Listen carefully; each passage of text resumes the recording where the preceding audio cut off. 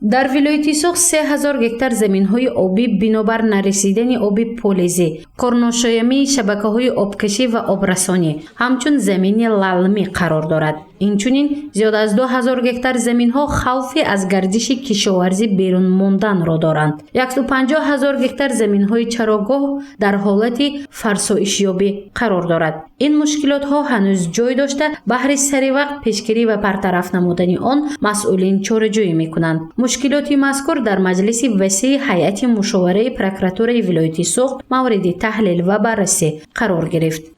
ҷамъбаст нишон дод ки ҳоло ҳам дар фаъолияти мақомоти марбута қонунвайронкуниҳои ҷиддӣ ба монанди аз гардиши кишоварзӣ берун мондани иқтидорҳои замини пора ва гардиши кишоварзӣ ворид накардани заминҳои нав дар ҳолати бади мелиоративӣ қарор доштани заминҳо, норасоии оби полизӣ, таҳрифкории кишти зироатҳои кишоварзӣ, ғайримақсаднок истифода бурдани заминҳо, ғайриқонунӣ ҷудо ва вобаст кардани иқтидорҳои замин, воқеан бартараф накардани қонунвайронкуниҳои ошкор гардида, қабули қарорҳои ғайриқонунӣ, сохтмонҳо дар қитъаи замини ғайриқонунӣ ҷудо ба ишғол намуда, ба манбаи харидуфурӯш табдил додани замин, ҷиноятҳои гирифтани пора ва қалобӣ бахусус аз ҷониби шахсони мансабдори соҳаи замин ҷой дорад.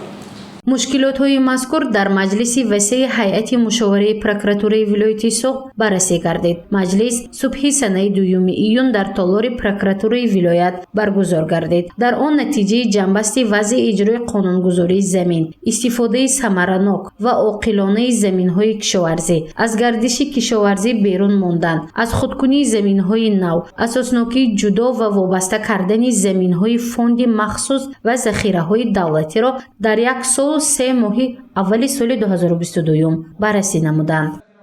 мавриди зикр аст ки дар асоси дастури супоришҳои асосгузори сулҳу ваҳдати миллӣ пешвои миллат президенти ҷумҳурии Тоҷикистон муҳтарам Эмомалӣ Раҳмон қарорҳои маҷлиси ҳайати мушовараи прокуратураи генералӣ ва прокуратураи вилоят оид ба бартараф кардани қонунвайронкуниҳо вобаста ба замин пайваста тадбирҳои зарурӣ андешида ба ин мақсад фаъолият бештар ба корҳои фаҳмондадиҳӣ ҷиҳати пешгирӣ намудани қонунвайронкуниҳо, баланд бардоштани масъулияти заминистифодабарандагон ва шахсони мансабдори мақомоти соҳа равона карда шуд. дар ин замина бо кормандони кумитаҳои идораи замин, шӯъбаҳои меъморӣ ва шаҳрсозӣ, ҳифзи муҳити зист, идораҳои давлатии беҳдошти замин ва обёрӣ, мақомоти иҷроии маҳаллии ҳокимияти давлатӣ, худидоракунии шаҳраку деҳот, хоҷагиҳои кишоварзӣ ва дигар корхонаю идораҳо беш аз 3900 бохӯриҳо гузаронида баҳри пешгирӣ намудани қонунвайронкуниҳо ва баланд бардоштани масъулияти заминистифодабарандагон тадбирҳои судманд андешида шудааст.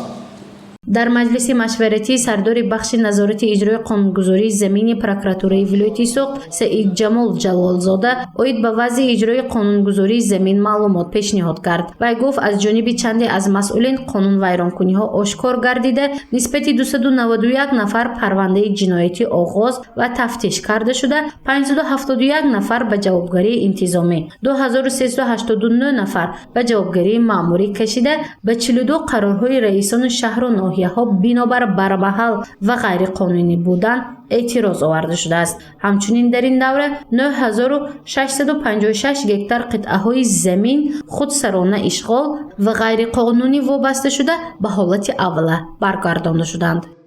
таҳлили ҷамъбасти вазъи иҷрои қонунгузорӣ вобаста ба замин дар соли 2021 ва семоҳаи якуми соли ҷорӣ нишон дод ки ҳолати риояи талаботи қонунгузории мазкур дар ҳудуди вилоят то андозае беҳтар гардида бошад ҳам то ҳанӯз дар фаъолияти мақомоти иҷроияи маҳаллии ҳокимияти давлатӣ, кумитаҳои идораи замин, ҷамъиятҳои шаҳраку деҳот ва дигар заминистифодабарандагон қонунвайронкуниҳо ҷой дошта пешгирӣ ва бартарафсозии онҳо андешидани чораҳои иловагиро тақозо менамояд.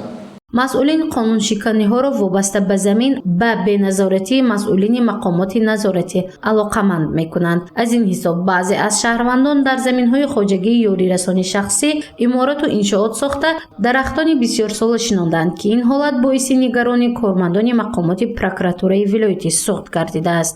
сандишҳо аз он шаҳодат медиҳад ки дастури супоришҳои пайвастаи сарвари давлат муҳтарам Эмомалӣ Раҳмон вобаста ба истифодаи самараноку оқилонаи замин аз ҷониби раисони шаҳру ноҳияҳои алоҳида шахсони масъули мақомоти иҷроияи маҳаллии ҳокимияти давлатӣ ва худидоракунии шаҳраку деҳот, кумитаҳои идораи замин, раёсатҳои кишоварзӣ, хоҷагиҳои кишоварзӣ ва дигар шахсони мансабдор ба таври зарурӣ таъмин кардан намешавад.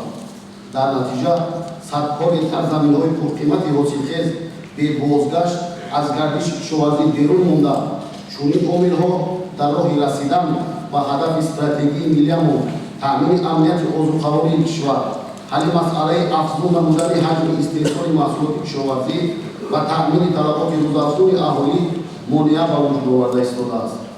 дар маҷлиси машваратӣ фаъолияти корхонаи давлатии фаръӣ ба қайдгирии молу мулки ғайриманқул дар шаҳру ноҳияҳоро баррасӣ карданд. маърузачиён иброз доштанд, ки дар фаъолияти онҳо ҳангоми ба расмиятдарорӣ, ба қайдгирии ҳуҷҷатҳои заминсозӣ ва ҳуқуқи истифодаи замин камбудиҳои ҷиддӣ ошкор карда шудааст. аз ин рӯ баҳри ҳалли мушкилот ва пешгирии ҳодисаҳои қонуншиканӣ, фаъолияти корхонаи давлатии фаръӣ ба қайдгирии молу мулки ғайриманқул беҳбудиро талаб мекунад то вазъ беҳтар карда шавад. гузориши мафнуншкур ва наимҷон оюбов барои барномаи иттилоотии хабар.